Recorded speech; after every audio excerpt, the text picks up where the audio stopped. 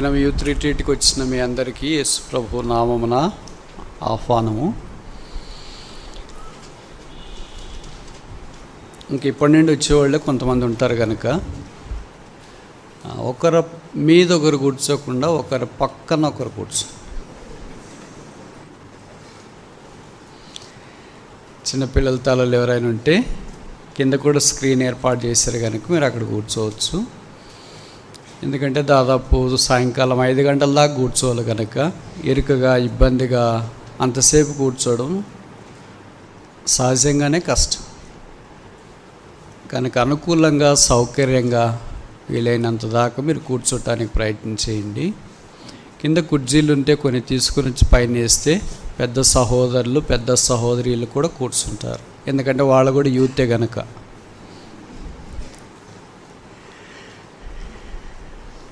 వాళ్ళ ఆసక్తి గొప్పది. మనకు ఆ వయసు వస్తే బహుశా మనం మందిరం అన్ని ఎగరగొడతాం అనుకుంటా. వాళ్ళు అంత వయసు వచ్చినా కూడా ఇంకా మందిరము యూత్ రిట్రీట్ అయినా ఆశతో రాగలుగుతున్నారు.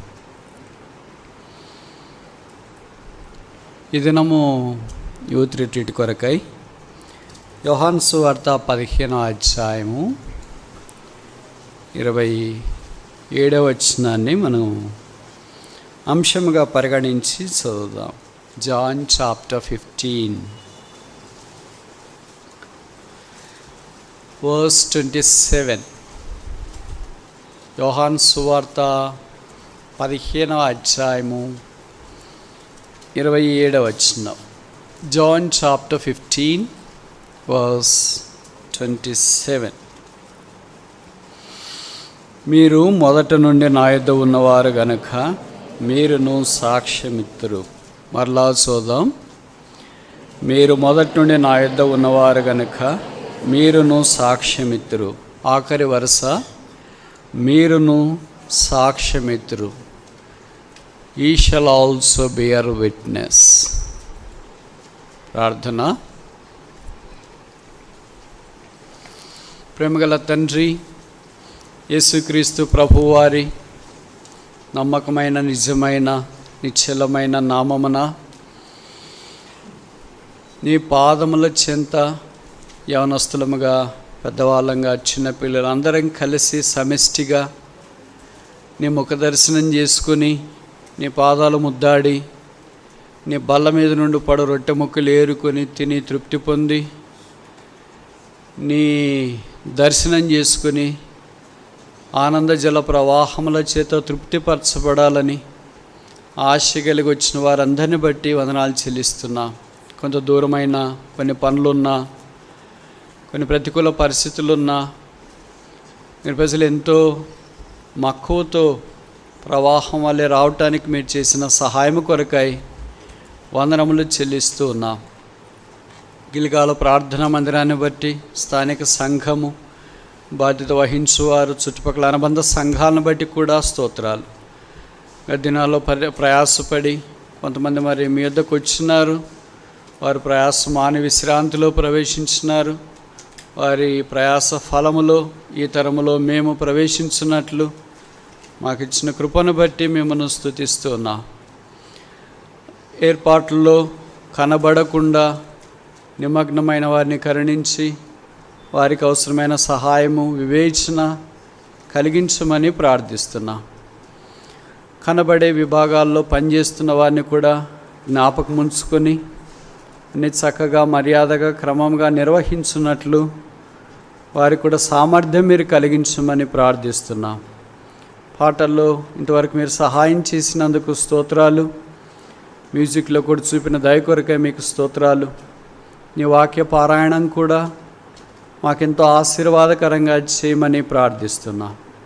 నీ దివ్య వాక్యం బయలుదేరుడు వెళ్ళనే రక్షణ లేని వారు రక్షణ పొందినట్లు, రక్షణ పొందినవారు ఆత్మ సంబంధమైన ఎత్తైన అనుభవంలోనికి ప్రవేశించున్నట్లు, వెనకంజ వేసిన వారు సమకూర్చబడినట్లు మీరు అందరికీ పరిచర్య చేయమని ప్రార్థిస్తున్నా.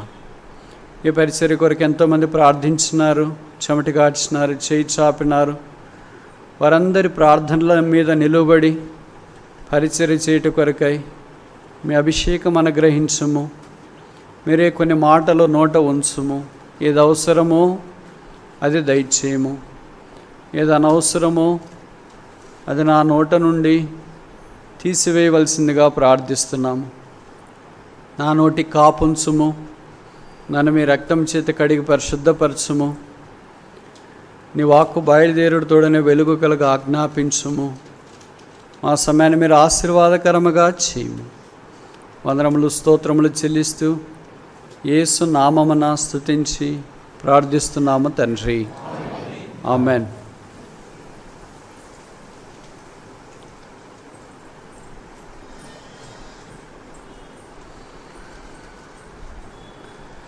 యేసుక్రీస్తు ప్రభువారి భూసంబంధమైన పరిచర్య దినాల్లో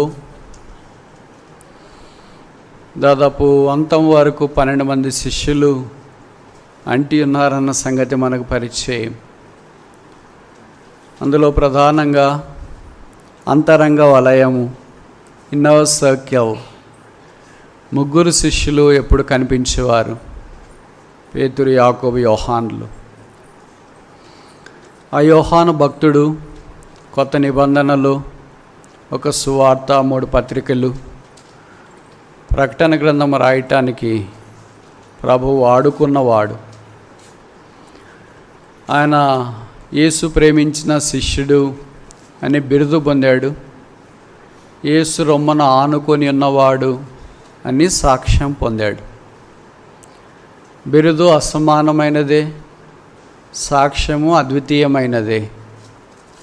అలాంటివి చాలా అరుదుగా క్రైస్తవ భక్త కోటి దేవుని యొద్ద నుండి పొందుట మనం ఎరుగుదుము. ఆయన రాసిన సువార్త ముఖ్యంగా అప్పుడే రక్షించబడిన వారికైనా, రక్షణలో కొనసాగుతున్న వారికైనా అపూర్వమైన ఆధ్యాత్మిక సంపద, ధననిధి. అందులో ప్రవేశించిన తర్వాత ఆ ధనాన్ని ఆర్జించకుండా, ధనాన్ని స్వాధీనపరచుకోకుండా బయటికి రావడం అనేది దుస్సాధ్యం. ఆయన అనేక రకాలైన సంగతులను ప్రస్తావించిన తీరు మనకు పరిచయం. యేసుక్రీస్తు ప్రభువారు ఈ లోకాన్ని విడిచి వెళ్ళక మునుపు యోహాను సువార్త 13వ అధ్యాయం నుండి ఓ ప్రత్యేకమైన విధానములో పరిచర్య రాశాడు. నాకు తెలిసి యోహాను సువార్త 13 నుండి 21 దాకా మిగతా సువార్తికులు రాయని సంగతులు చాలా వివరంగా రాశాడు. 13వ అధ్యాయంలో శిష్యుల పాదాలు కడిగేది, 14వ అధ్యాయంలో శిష్యులను ధైర్యపరిచేది, 15వ అధ్యాయంలో నిజమైన ద్రాక్షవల్లి అనే ఉపమానం చెప్పేది, 16వ అధ్యాయంలో పరిశుద్ధాత్మ దేవుని గురించిన ప్రస్తావన, 17వ అధ్యాయంలో కలికితు రాయి, ప్రధాన యాజకత్వ ప్రార్థన. ఏ సువార్తికుడు రాయలేదు, ఈయన తప్ప. కనుక ఇదొక అందమైన అద్భుతమైన పుస్తకంగా మనము పరిగణించవచ్చు. ఒకవేళ మీకు ఓపుకుంటే చెప్పే సంగతులు రాసుకోవటానికి చిత్తు పేపర్లో కాదు, మీకు ఇచ్చిన పాటల స్లిప్పుల్లో కాదు, నోట్సులు తెచ్చుకుని ఉంటే ఎవరైనా ప్రయత్నం చేయండి. యోహాను సువార్త అద్వితీయమైనది, యునిక్ గాస్పల్. 5 కారణాలు. మొదటిది, అంతరంగ వలయములో ఉన్న శిష్యుడు రాసిన సువార్త. మత్తయి, మార్కు, లూకా అంతరంగ వలయంలో లేరు. రెండవది, యేసు రొమ్మన ఆనుకొని ఉన్న శిష్యుడు రాసిన సువార్త. మూడవది, దేవుని ప్రేమను విస్తారంగా వివరించటానికి పూనుకొన్న అపోస్తులుడు. నాలుగవది, మిగతా సువార్తల్లో కనబడని సంగతులు. ఉదాహరణకి 13వ అధ్యాయము, 15వ అధ్యాయము, 17వ అధ్యాయము, 21వ అధ్యాయం, యోహాను భక్తుని పేటెంట్, అందుకనే ఇది ప్రత్యేకం.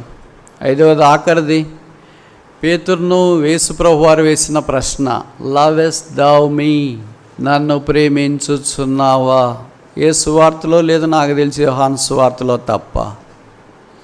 కనుక కనీసం ఈ 5 కారణాలను బట్టి యోహాను సువార్త అసమానమైనదిగా మనము పరిగణించవచ్చు.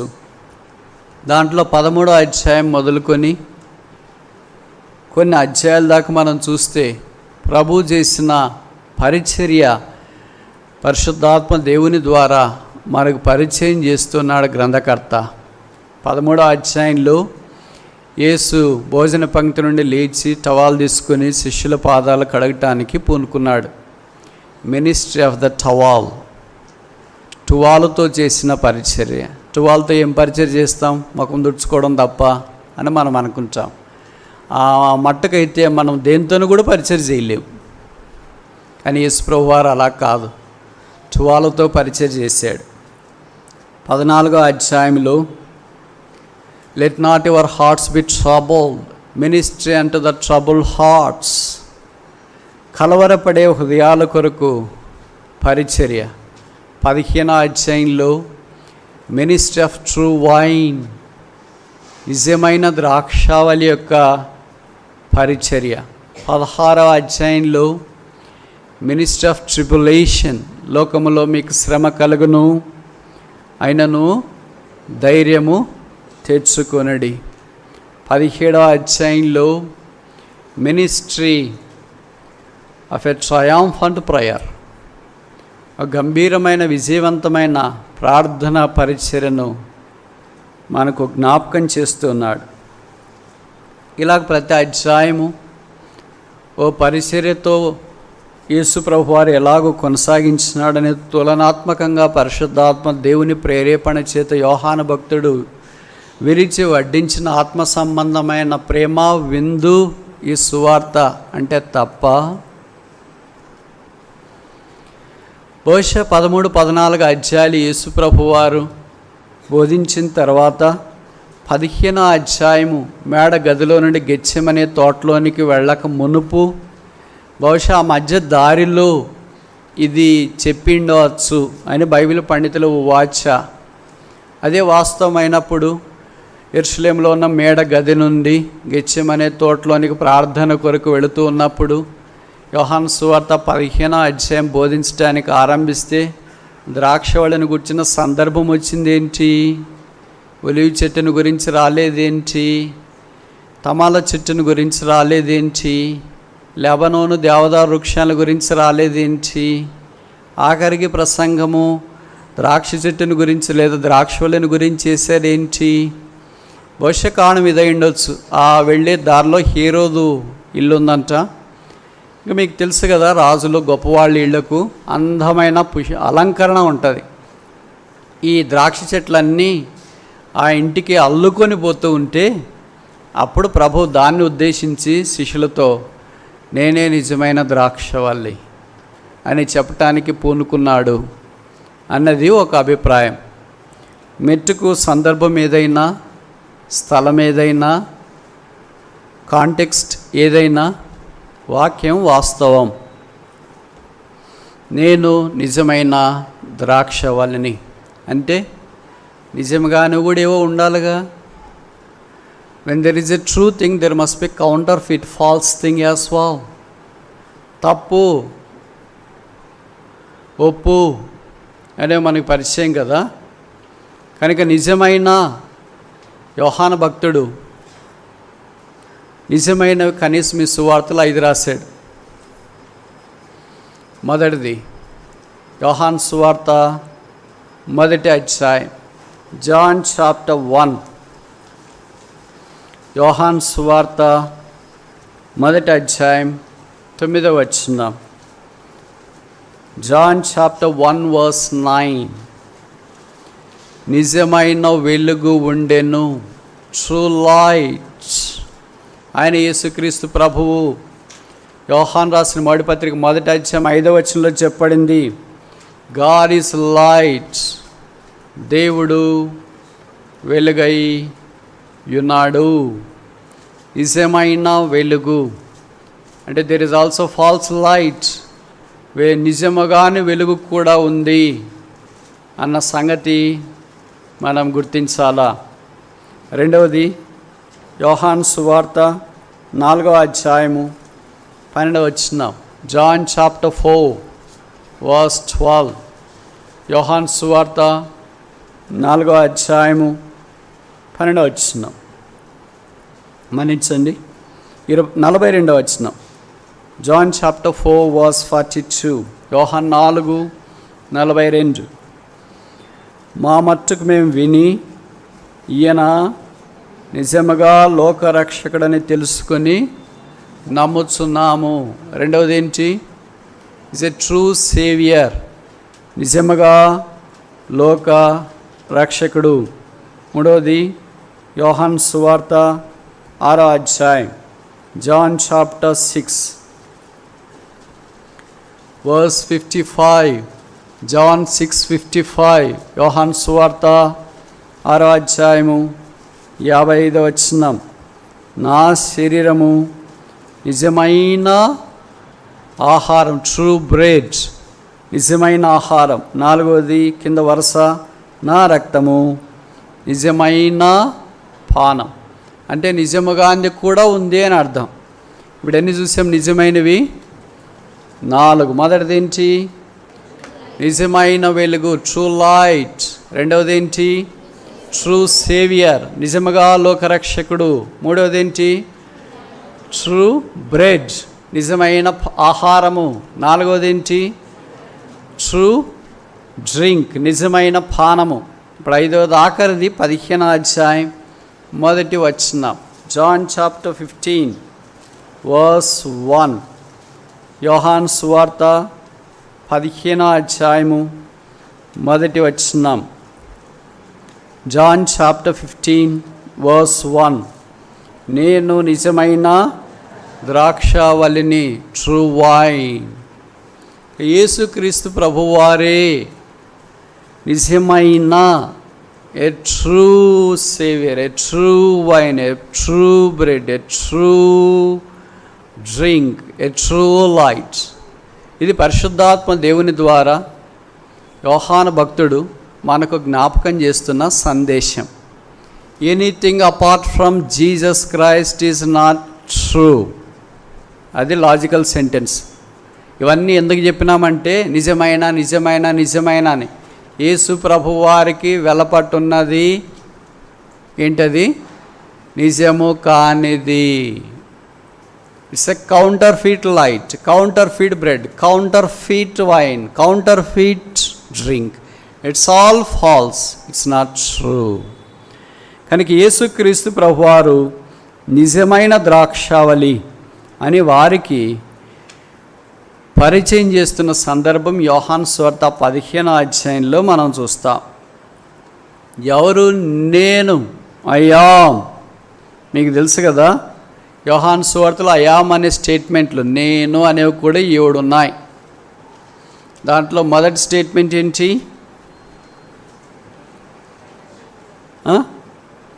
I am the bread of life, 6:35. యోహాను సువార్త 6వ అధ్యాయం 35వ వచనం. ఇప్పుడు లాస్ట్ స్టేట్మెంట్ ఏంటి? ఇప్పుడు నేను ఎవడు చెప్తాడేమో ఈయన అనుకోవద్దండి. I am the true vine, నేను నిజమైన ద్రాక్షావళిని. ఐ ఆమ్ స్టేట్మెంట్స్లో మొదటిది నేను నిజమైన ఆహారం. చివరికి వచ్చేటప్పటికి I am the true vine. కనుక నేను ఈ 7లో మొదట ఆహారంతో ఆరంభించబడి తర్వాత పానంతో ముగించబడుతున్నట్లు వాక్యములో మనకు అర్థమవుతుంది. కనుక నేను నేను నేను నేను there is no other person other than this నేను. దీనంతటి క్లైమాక్స్ యోహాను 14:6. యేసు చెప్పెను. ఎవరు? ఈ మాట మీకు చెప్పాలని నేను ఇంతదాకా ప్రయత్నం చేసింది. నేను నేను నేను నేను. సో క్లైమాక్స్ ఏంటి? 14:6. నేనే మార్గము, నేనే సత్యము, నేనే జీవం. నా ద్వారానే నన్ను బట్టి, నా నామముననే. ప్రభువు వారు ఇవన్నీ వాళ్ళకి ఎందుకు చెప్పడానికి పూనుకున్నాడనంటే, వాళ్ళు ఈయన కూడా ఒకళ్ళేమో అని అనుకున్నట్టు. అలా కాదు, ఈయన కూడా ఒకడు కాదు, ఈయనే లోకరక్షక. ఈయన కూడా ఒక ద్రాక్ష వాళ్ళేమో, ఫరో ఇంటి దగ్గర ఉన్న ద్రాక్ష వాళ్ళతో పాటు అని, ఏ రోజు ఇంటి దగ్గర ఉన్న ద్రాక్ష వాళ్ళతో పాటు అని. అది కాదు, ఈయనే నిజమైన ద్రాక్ష వాళ్ళు. ఏ రోజు ఇంట్లో బాగా లైట్లు వెలుగుతున్నాయి, సాయంకాలం అయింది కదా, ఇదే మంచి వెలుగేమో అని అనుకుంటున్నారేమో. ఆహా, నేనే వెలుగు. ఏ రోజు ఇంట్లో మంచి భోజనం, మంచి పానం చేస్తున్నారు, ఎందుకంటే మంచి భోజనం, మంచి పానం ఎక్కడ దొరుకుతుంది, ఇక్కడ తప్ప అని అనుకుంటున్నారేమో. రోమా సామ్రాజ్యంలోని అధికారులు, సామంతుల దగ్గర వెలుగు తప్ప ఇంకేముంటుంది, భోజనం తప్ప ఏముంటుంది, పానం తప్ప ఇంకేముంటుంది, వారే గొప్ప రాజులు తప్ప ఇంకేముంటుంది అన్నట్లుగా ప్రజలు తలస్తుంటే, ప్రభువు దాని అంతటిని రిఫ్యూట్ చేస్తూ, అంటే అది వాస్తవమైనది కాదని జ్ఞాపకం చేయటానికి, యేసుక్రీస్తు ప్రభు దేవుని ద్వారా పంపించబడిన వాడని తెలియచేయటానికి, తను తాను ప్రత్యక్షపరచుకున్నట్లు, వెల్లడి చేయబడినట్లు ఈ వాక్యంలో మనము గమనిస్తున్నాం. ద్రాక్షావల్లి చాలా వాటి కొరకు ఆయన తను తాను పోల్చుకున్నట్లు మనకు పరిచయం. ఆయన ఒక స్నేహితునిగా పోల్చుకున్నాడు, ఒక తల్లిగా పోల్చుకున్నాడు, తర్వాత ఒక పొరుగువానిగా పోల్చుకున్నాడు, ఒక సమరయుడిగా పోల్చుకున్నాడు, ఒక పాపల స్నేహితుడిగా పోల్చుకున్నాడు, తర్వాత ఒక పక్షిరాజుగా పోల్చుకున్నాడు, ఒక పావురంగా పోల్చుకున్నాడు,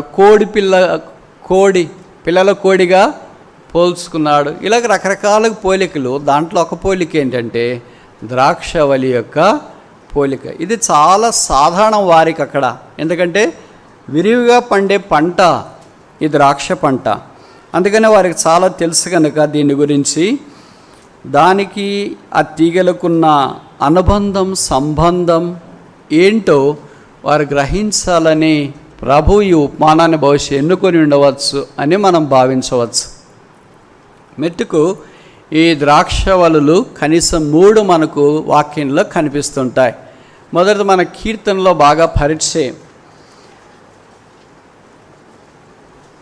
80వ కీర్తన 8వ వచనం, Psalm 80 verse 9. Psalm 80 verse 80వ కీర్తన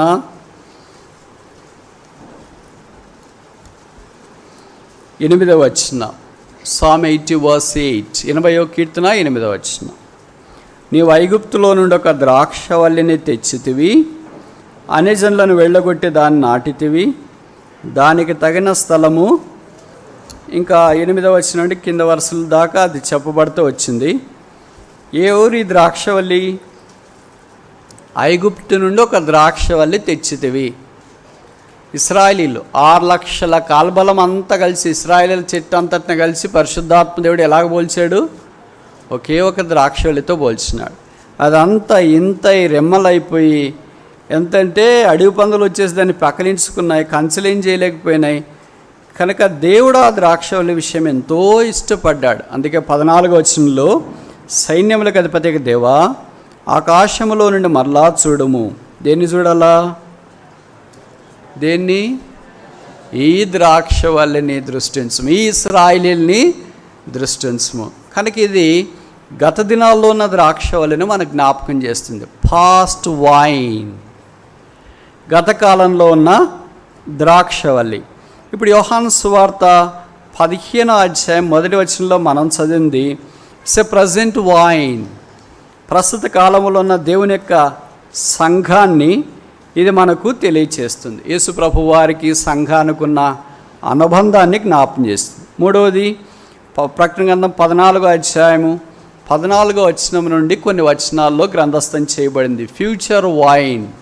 రాబో దినాల్లోనే ద్రాక్షవల్లిని గురించిన సంగతులు రాయబడుతూ వచ్చినాయి. ఇప్పుడు సమయార్థబాటును బట్టి అన్నీ మనం చెప్పలేము కనుక past wine, future wine skip చేస్తున్నాం. ప్రజెంట్ వైన్ మీద ఫోకస్ చేయడానికి ప్రయత్నం చేస్తున్నా, ఎందుకంటే మనం ఇప్పుడంతా ప్రజెంట్ కదా. గత ద్రాక్షవల్లిని, రాబో ద్రాక్షవల్లిని మనం స్కిప్ చేసి ప్రస్తుత వర్తమాన ద్రాక్షవలైన దేవుని ప్రజలు, దేవుని సంఘము, విశ్వాసులు, వ్యక్తులను గురించి మనం కొన్ని సంగతులు యోహాను సువార్త 15వ అధ్యాయాన్ని ఆధారం చేసుకుని నేర్చుకోవటానికి ప్రయత్నం చేస్తాం. ఈ అధ్యాయము నేను ద్రాక్షవల్లి అని స్టార్ట్ చేసి చివరికి నేనుతో ముగించాడా? దేంతో ముగించాడు? Started with I, ended with ఈ. నేనుతో స్టార్ట్ చేశాడు, ముగించింది దేంతో? మీరుతో ముగించినాడు. చూడండి, ప్రభువారికి మనం లేకుండా తనొక్కడే కొనసాగడం, అంతే, తనొక్కడిగా సంతోషపడడం, తనొక్కడితోనే ముగించుకోవడం అనేది ఆయనకి ఇష్టం లేదు. మీరు నువ్వు సాక్ష్యమిత్తురు, మీరు మీరు మీరు నేను, మీరు నేను, మీరు నేను. యోహాను సువార్త 15వ అధ్యాయంలో బహుస్పష్టంగా కనపడే ఈ రెండు పదాలు మనకు చాలా పరిచయం. నేను అనే పదం ఈ ఒక్క అధ్యాయంలోనే 50 సార్లు రాశారు. Do you imagine? I, me, నేను, నాయందు, నా వలన, నాతో అనే మాటలు అనే పదము there are at least 50 times the word me or I is mentioned. మీరు మీరు మీరు అనేది దాదాపు 40 సార్లకు పై మాటే రాయబడింది. అంటే ఇంకో మాటలు చెప్పాలంటే నేను మీరు అటాచ్మెంటే, ఇక మిగతా ఏం లేదు. కనుక ప్రభువారు మనలాంటి వాళ్ళని అంత క్లోజ్గా మాట్లాడాడు. ఎవరో మీరని మనకు పరిచయం వాళ్ళు ఒక్కసారి సంబోధిస్తే సంబోధన అంతట్లో మనం కరిగి ఉప్పొంగిపోయి మెల్ట్ అయిపోతుంటాం. నన్ను అక్కడ అసలు కంటెస్టే లేదు, కానీ నన్ను సైడ్ చేశారు అనుకుంటాం మనం. కానీ ఇక్కడ విత్ ఇన్ ద కాంటెస్ట్లోన ఇన్నిసార్లు వాళ్ళని గురించి ప్రభువారు మాట్లాడంటే వారు ఎంత ఆయనకు ప్రేమైన వారో మనం గమనించవచ్చు. మీరు అనుమతిస్తే మీరు అని శిష్యులను సంబోధించినారు కదా, వారికి ఇచ్చిన ఆధిక్యతలు ఏంటో ఒక 5 సంగతులు 15వ అధ్యాయం యోహాను సువార్తను ఆధారం చేసుకుని పరిగెరుకోవటానికి ప్రయత్నం చేస్తాం. మొదటిది యోహాను సువార్త 15వ అధ్యాయం, జాన్ చాప్టర్ 15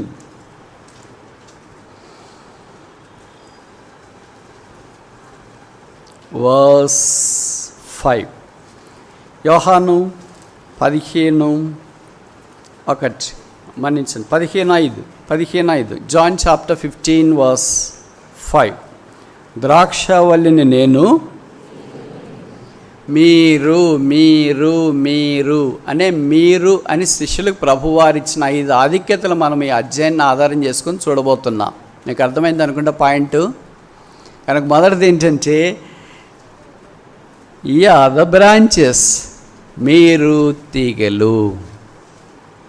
ప్రభు మనం ఆత్మ సంబంధమైన అనుబంధం, తీగల్లాంటి అనుబంధంతో రావాలని కోరుతున్నాడు. కొంతమంది ఏమో పేర్లు పెట్టుకొని ఉంటారు. ఏం పేరు అంటే లత. ఏం లత? తీగ. పేర్లు అలాగ ఉండొచ్చు కానీ భవిష్యత్ జీవితం అలాగ ఉండకపోవచ్చు.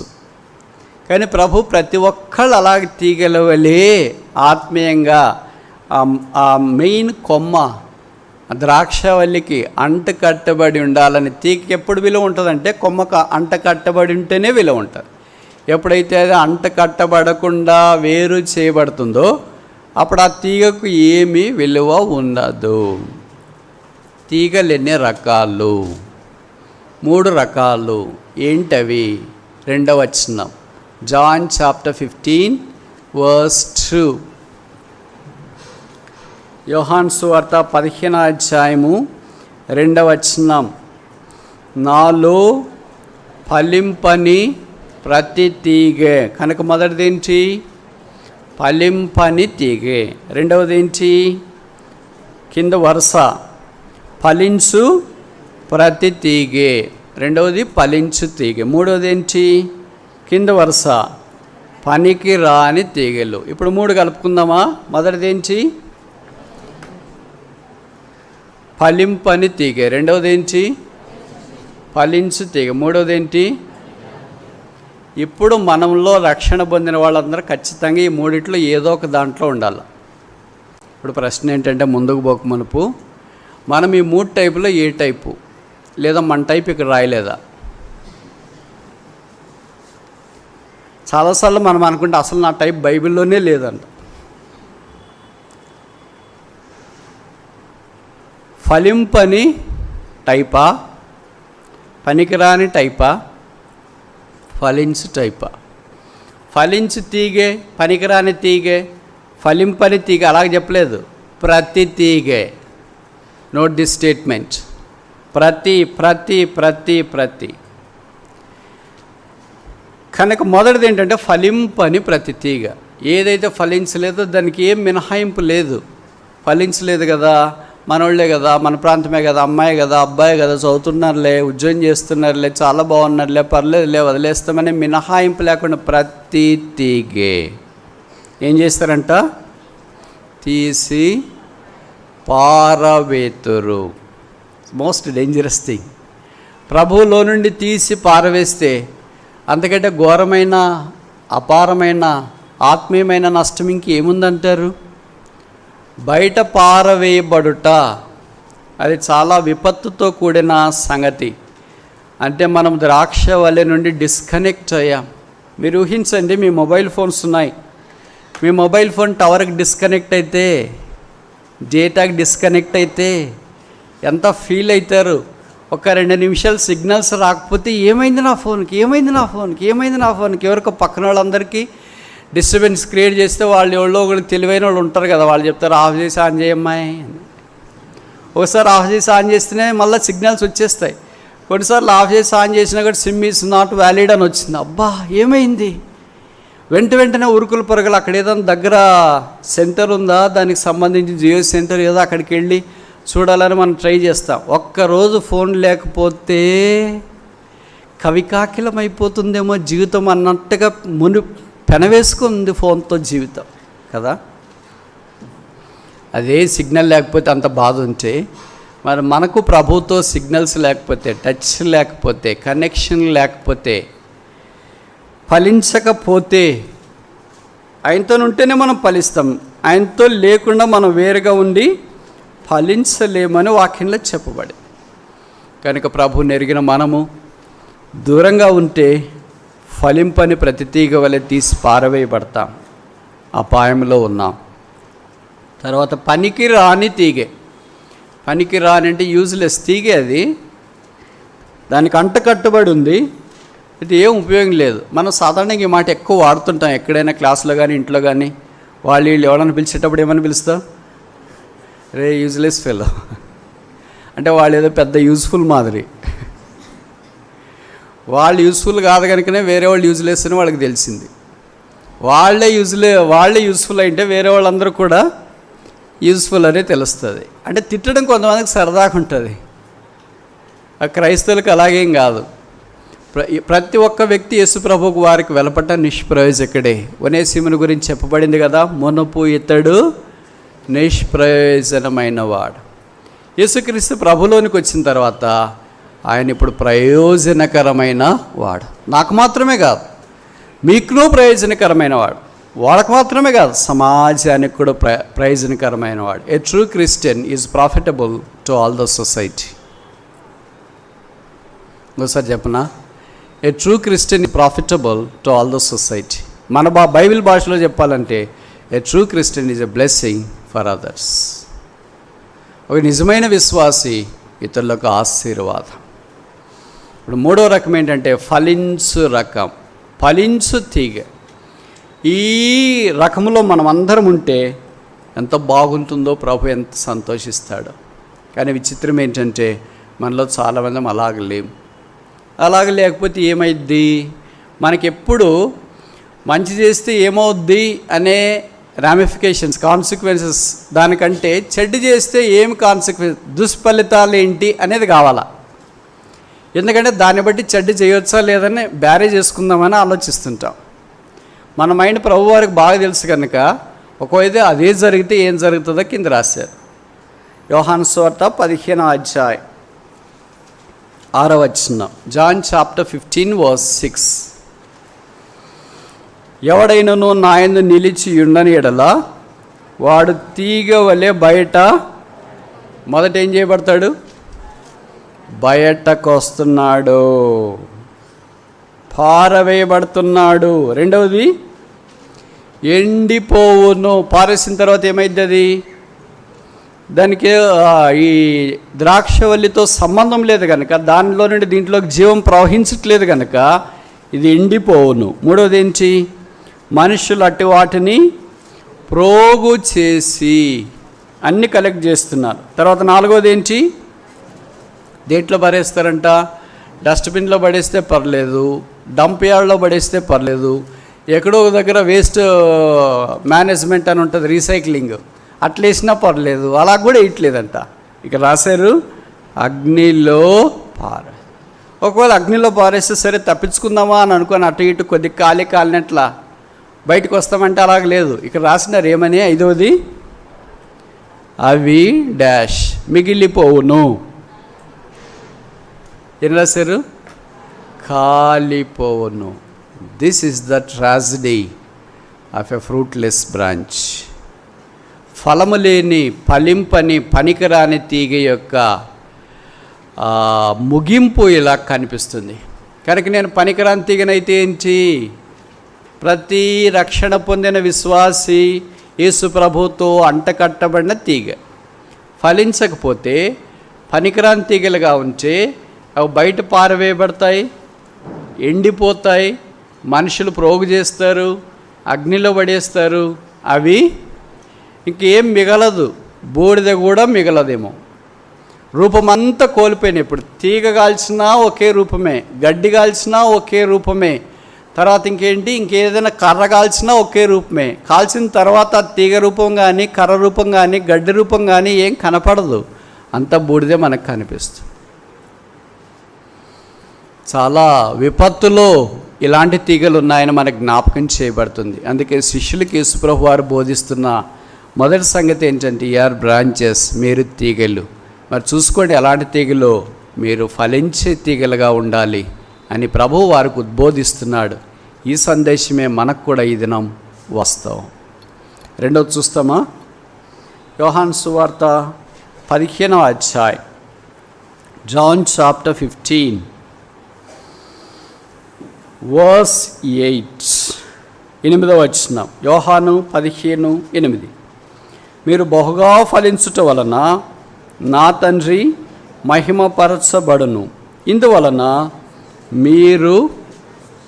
మీరు ఈ మాట మనం చూస్తున్నాం కదా, మీరు తీగలు, మీరు నా శిష్యులు. యు ఆర్ మై డిసైపుల్స్, మీరు నా శిష్యులు. కనుక ప్రభు యొక్క శిష్యుడిగా చేయబడడం అనేది చాలా భాగ్యం. కొంతమంది గొప్పవారి దగ్గర మనం అనుకుంటాం కదా, నేను పలానా వాళ్ళ దగ్గర పెరిగా, పలానా వాళ్ళు నాకు ఆత్మీయమైన గాడ్ ఫాదర్స్ అని అనుకుంటాం.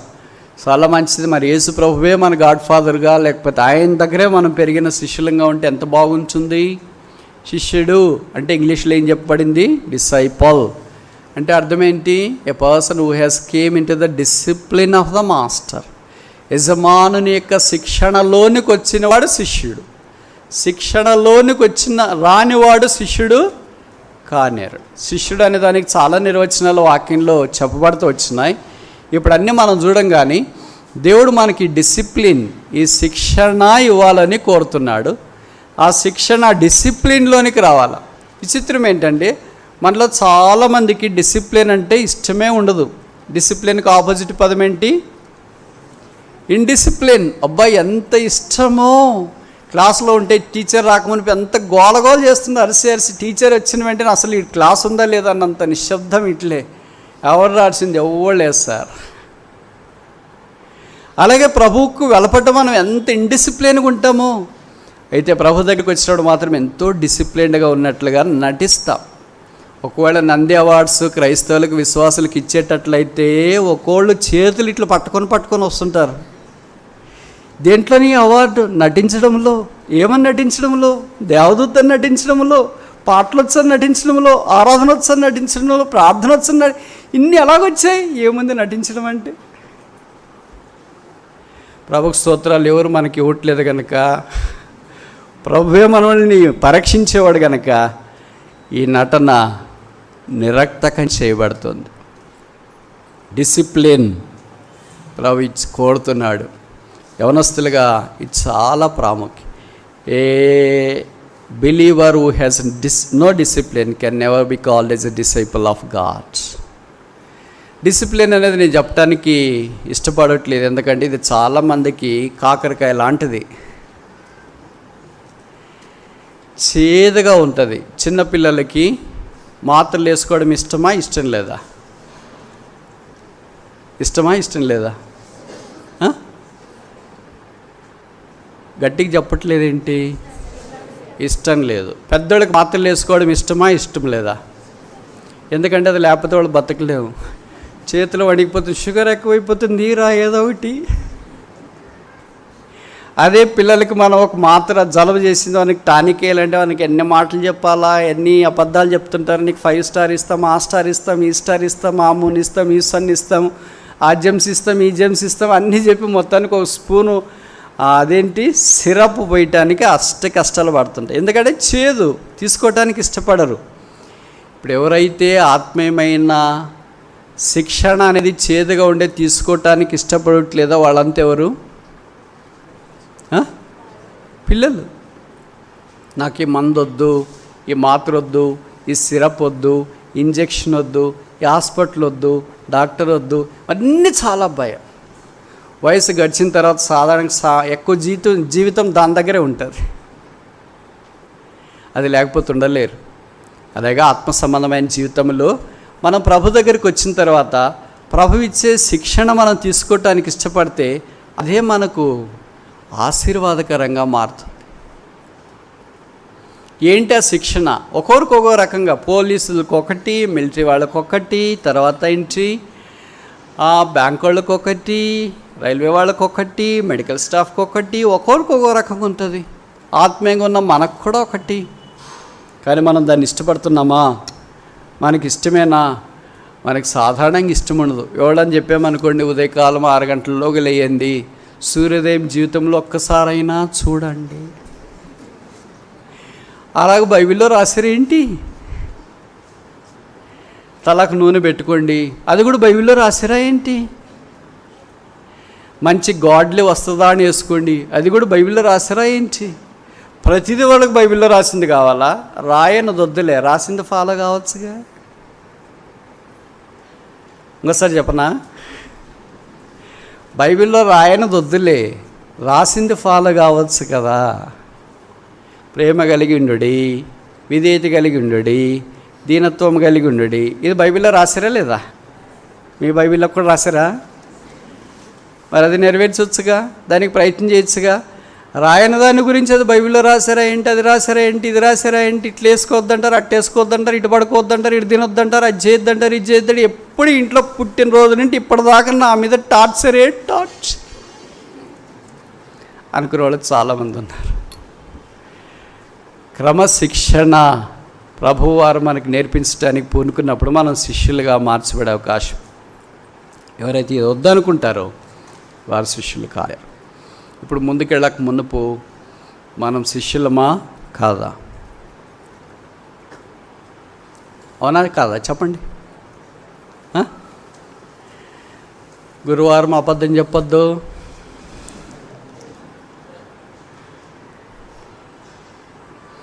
ఎవరు శిక్షణ కిందకు వస్తారో వారు శిష్యులు. మనం ఇంకా అలాగ రాకపోతే ప్రభువా రావాలని ఆశ ఉంది, కానీ రాలేకపోతే నన్ను కూడా ఆ శిక్షణలోనికి తీసుకురా. ఇంకొకటి చూసి ముగిస్తామా? టైం అయింది. యోహాను సువార్త 15వ అధ్యాయం 14వ వచనం. John chapter 15 verse 14. John chapter 15 verse 14. యోహాను 15:14. నేను మీకు ఆజ్ఞాపించిన వాటిని చేసిన యెడల మీరు నా స్నేహితులైండ్రు. You are my friends. ఎన్ని ఆధిక్యతలు ఎలాగ ఇస్తున్నాడు చూడండి. యు ఆర్ ద బ్రాంచెస్, మీరు నా తీగలు. యు ఆర్ మై డిసైపుల్స్, మీరు నా శిష్యులు. యు ఆర్ మై ఫ్రెండ్స్, మీరు నా స్నేహితులు. చివరిది 5వది, యు ఆర్ మై విట్నెసెస్, మీరు నాకు సాక్షి. కనుక ప్రభువారికి స్నేహితులు. ఇప్పుడు ఎవరైనా పెద్ద చదువుకున్న వాళ్ళకి, ఆఫీసర్స్కి మనం స్నేహితులుగా ఉన్నాము అని అనుకుంటే చాలా అతిశయంగా చెప్పుకోవడానికి ఇష్టపడుతున్నాం. పలానా కలెక్టర్ ఎవరో తెలుసా, ఎస్పీ ఎవరో తెలుసా, డిఎస్పీ ఎవరో తెలుసా, మా ఫ్రెండు కలిసి చదువుకున్నాం. అలాగే అటెండర్, మున్సిపాలిటీలో పనిచేసేవాళ్ళు ఎవరైనా ఉంటారు అనుకోండి, అలాగే ఎవరైనా ఉంటే బాధపడద్దు. వాడు మీ క్లాస్మేట్ అంటే కాదురే, పక్కన ఊర్లో, మా ఊర్లో కాదు. లోకంలో తక్కువ స్థానంలో ఉంటే మనం వారితో ఐక్యపరచుకోవటానికి ఇష్టపడం, ఎక్కువ స్థానంలో ఉంటే ఐక్యపరచుకోవటానికి ఇష్టపడతాం. ఇప్పుడు యేసు ప్రభు వారు తనకు సమానమైన ఫ్రెండ్షిప్ కావాలంటే ఎవరితో చేయాలి మరి? మనం ఫ్రెండ్షిప్ చేయటానికి మనం అన్నీ చూసుకునే చేస్తాం. నాకు తెలిసి నేను కాదులే, మీరు, నాకు ఎవరు ఫ్రెండే లేదు. I have no friends until now. మరి ఎవరు ఉన్నోళ్ళంతా roommate, classmate, benchmate, senior, junior, brother. Friend అనే పదం చాలామంది చాలా తేలిగ్గా వాడతారు, మీకు తెలుసు కదా. యేసు ప్రభువుకు అబ్రహాము స్నేహితుడు, లేదా దేవుడికి అబ్రహాము స్నేహితుడు. కొత్త నిబంధనలో బ్రాడ్గా చెప్పాలంటే శిష్యులందరికీ స్నేహితుడు. యేసు ప్రభువు నాకు తెలిసి ఒక్కరినే స్నేహితుడు అన్నాడు. ఎవరు? యేసు ప్రభువుకు ఒక్కడే ఒకటి స్నేహితుడు. తెలీదా మీకు? మీ బైబిల్లో లేదా? చెలికాడా, ఫ్రెండ్. యూదా ఇస్కరియోతు మాత్రమే అన్నాడు. If this word is such a restricted word, ఈ స్నేహితుడు అనే మాట అంత పరిమితమైనదైతే మనం దారిముడి పోయే వాళ్ళందరికీ వాడుతున్నాం. వాడు నా ఫ్రెండ్, వీళ్ళు నా ఫ్రెండ్, వాళ్ళు నా ఫ్రెండ్, వీళ్ళు నా ఫ్రెండ్. ఎంతమంది ఫ్రెండ్స్? ఎన్ నంబర్ ఆఫా? యేసు ప్రభు అలా కాదు. ఆయన దగ్గరున్న 12 మందికి అంటున్నాడు, మీరు నా స్నేహితులు. మనం కూడా ఆయన ఎందుకు విశ్వాసం ఉంచితే ఆయన స్నేహితులం అవుతాం.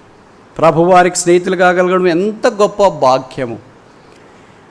లోకరక్షకునికి స్నేహితులా, దేవుడికి స్నేహితులా, దేవుని కుమారునికి స్నేహితులా, రాజుకు స్నేహితులా, ప్రభుకు స్నేహితులా.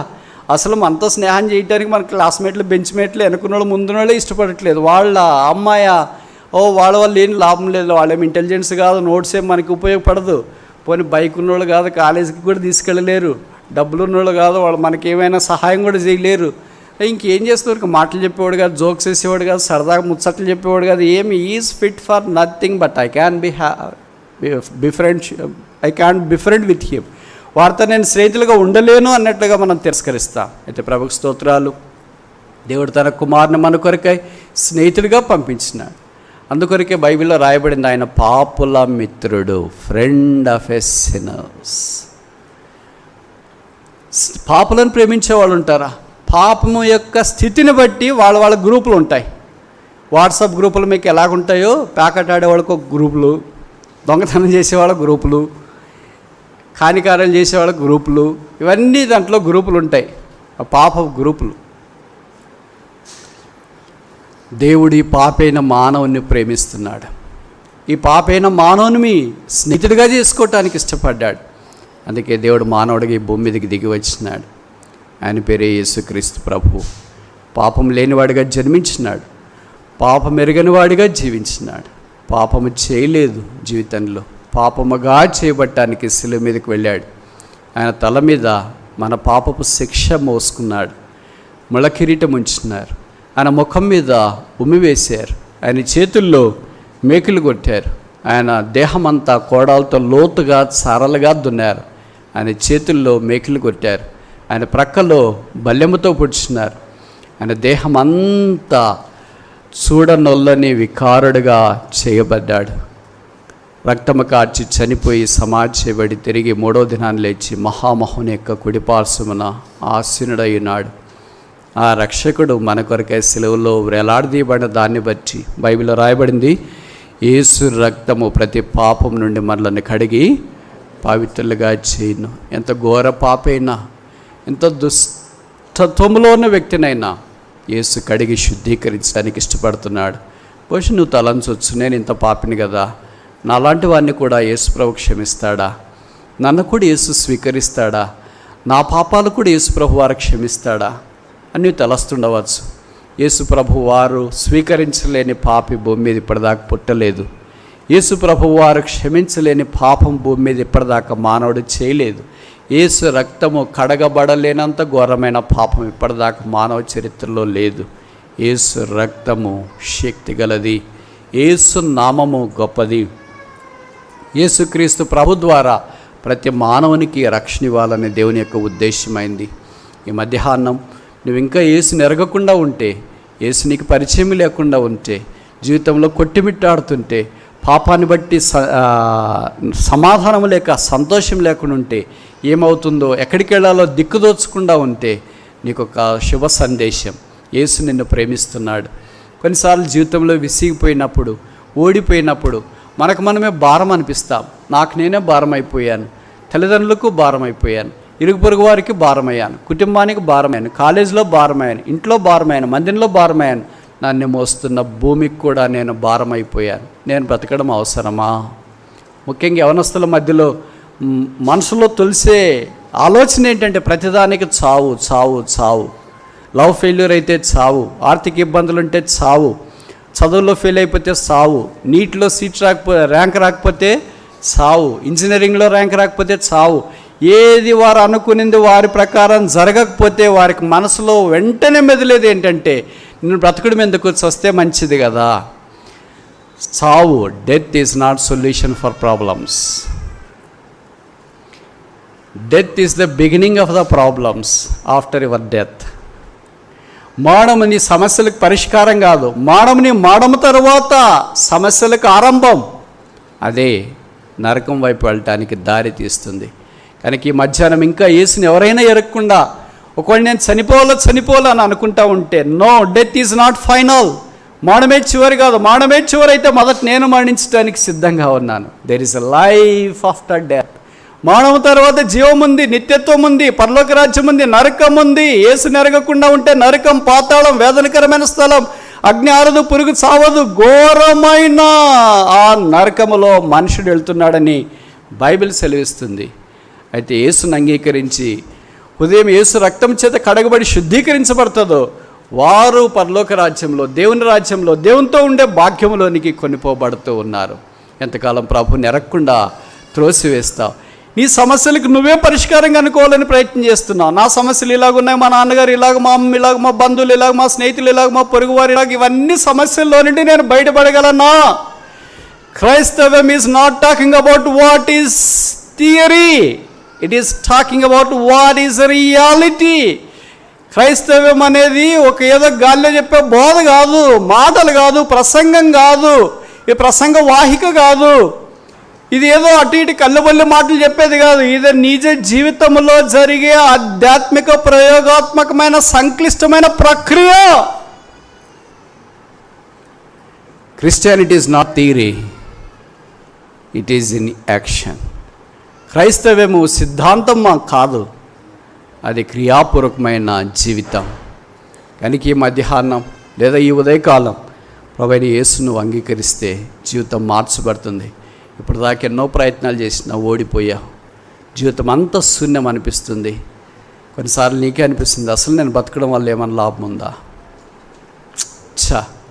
అందంగా లేను, డబ్బులున్న కుటుంబంలో పుట్టలేదు, తెలివి నాకు లేదు, ఆరోగ్యము నాకు లేదు, పేదరికము నన్ను ఆవరించింది, అనారోగ్యము నన్ను కబళించి వేసింది, ప్రస్తుత పరిస్థితులన్నీ నా మీదకి ఏకరీతిగా దాడి చేస్తున్నాయి. వీటన్నిటి నుండి తప్పించుకునే మార్గం ఏమైనా ఉన్నదా? మేము ఆ జవాబే ప్రకటిస్తున్నాం. అదే యేసు ప్రభు యొక్క సిలువ.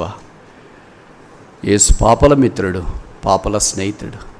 నీ జీవితాన్ని కూడా మార్చి నీకు స్నేహితుడిగా ఉండాలని కోరుతున్నాడు. ఆ యేసు నీకు స్నేహితుడు వద్దా? ఆ యేసుతో నువ్వు స్నేహం చేయటానికి ఇష్టం లేదా? లోకంలో గొప్ప స్నేహం కావాలని ఎంతో అరలు చేస్తున్నావు. My friend, my friend, boy friend, girl friend, boy friend, girl friend, boy friend, girl friend అని భవిష్యత్ జీవితాన్ని అలాగా కొవ్వొత్తి వెళ్ళే దారబోసేవేమో.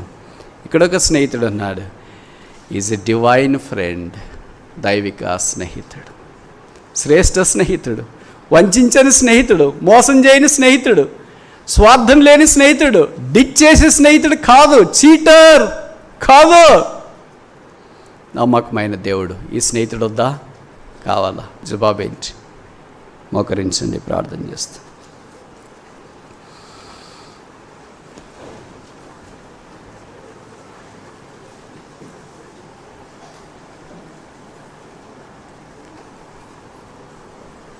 Decision cards.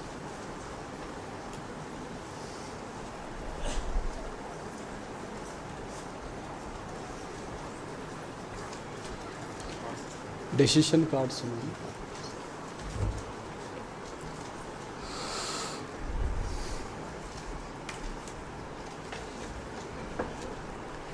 బహుశా మొదటిసారి ఇక్కడికి వచ్చినావేమో, ఎవరైనా నేను తోడుకొని వచ్చినారేమో, లేదా అప్పుడు ఇక్కడికి వస్తున్నావేమో, క్రైస్తవ కుటుంబంలోనే పుట్టావేమో.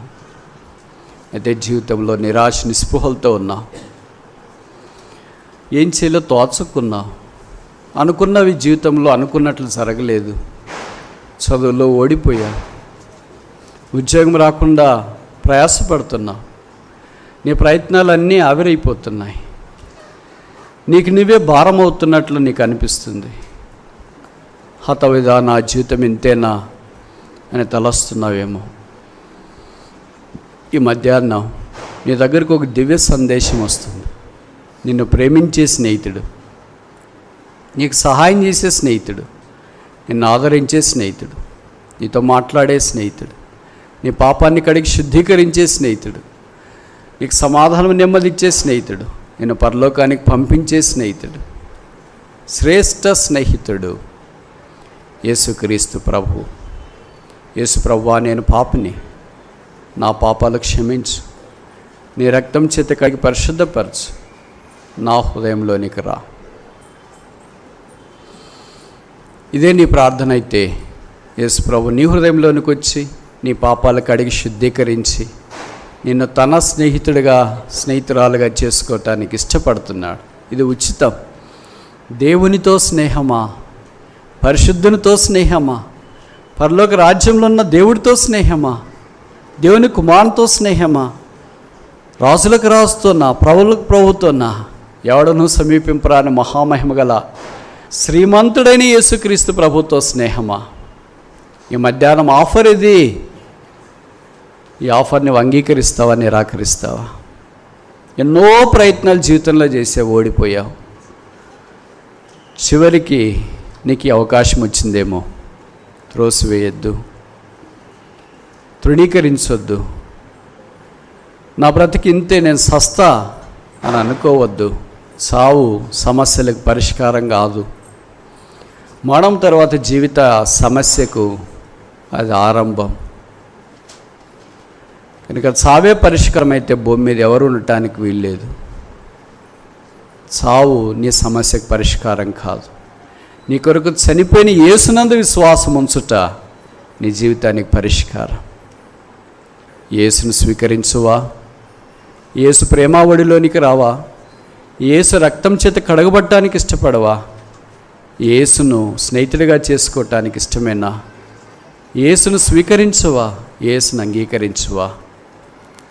సమాధానమిచ్చే యేసు, నెమ్మదిచ్చే యేసు, సంతోషమిచ్చే యేసు, లోకంలో నీకు సహాయం చేసే యేసు, నిన్ను బాగు చేసే యేసు, నిన్ను ఆదుకునే యేసు, నిన్ను హక్కును చేర్చుకునే యేసు, నిన్ను పరలోక రాజ్యంలో నీకు తోడుకొని వెళ్ళే యేసు, ఆయనతో పాటు సదాకాలం ఉండటానికి నీకు ఉచితంగా ఆఫర్ ఇచ్చే యేసు, ఆయనే నిజమైన లోక రక్షకుడు.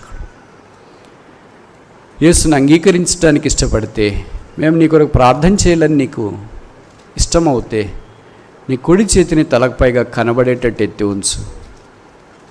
నీ కొరకు మేము ప్రార్థన చేస్తాం. యేసును అంగీకరించకుండా ఉన్నవారు, నేను రక్షణ పొందాలని కోరుచున్నాను, దయచేసి నా కొరకు ప్రార్థన చేయండి అని ఎవరైనా కోరుతూ ఉంటే, మీ కుడి చేతిని తలపైగా కనబడేటట్టు ఎత్తి ఉంచండి. మేము మీ కొరకు ప్రార్థన చేస్తాం. మిగతా వాళ్ళు కళ్ళు మూసుకోండి. పర్వాలేదులే, వీళ్ళు ఇలాగే చెప్తారని అనుకోవద్దు, ఇలాగ చాలాసార్లు చేసిందిలేని అనుకోవద్దు.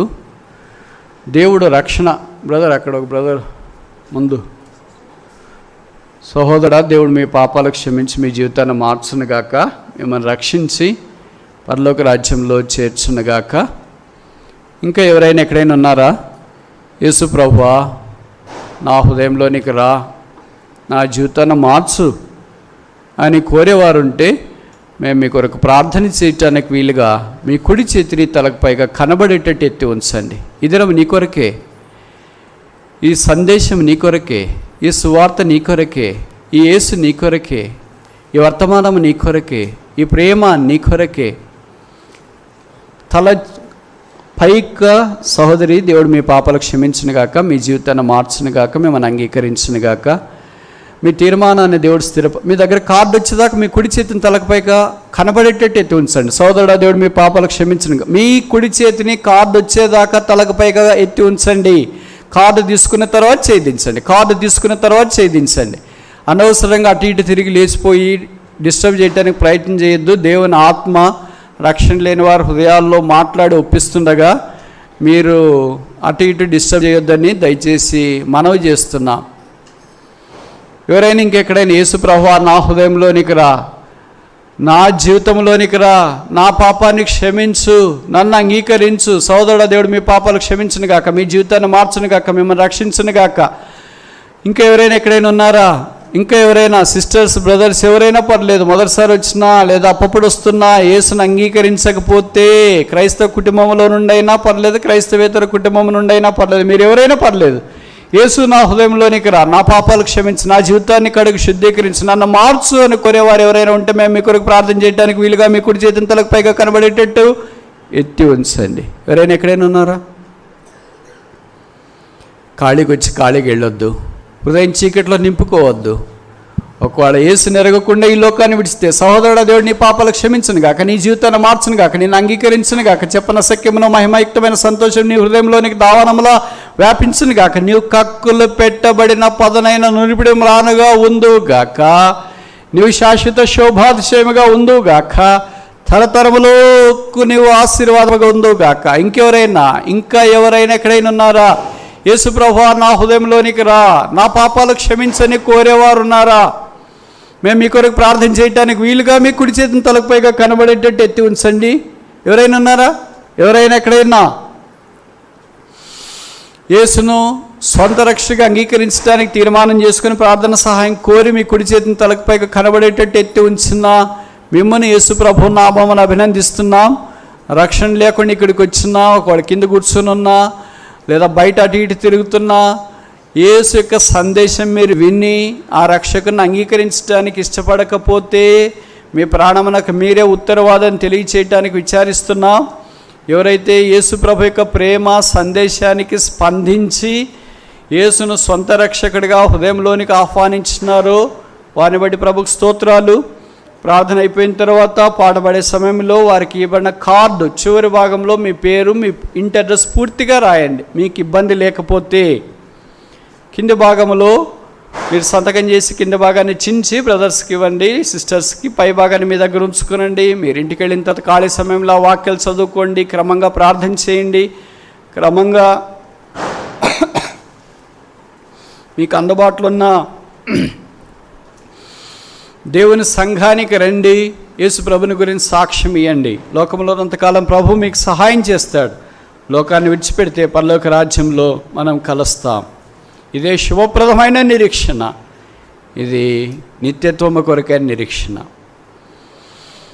ప్రార్థన.